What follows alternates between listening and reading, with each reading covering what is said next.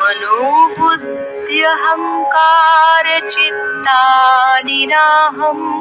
न च श्रोत्रजिह्वे न च घ्राणनेत्रे न च व्योमभूमिर्न तेजो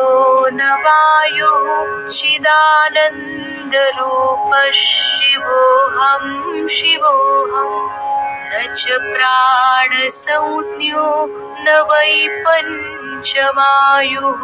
न वा सप्तधातुर्न वा पञ्चकोशः न वा पाणिपादौ न चोपस्थपायुः चिदानन्दरूपः शिवोऽहं शिवोऽहम्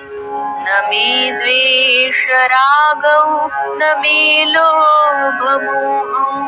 मदो नैव मेनैव मात्सर्यभावः न धर्मो न चार्थो न कामो न मोक्षः चिदानन्दरूपः शिवोऽहं शिवोऽहम् न पुण्यं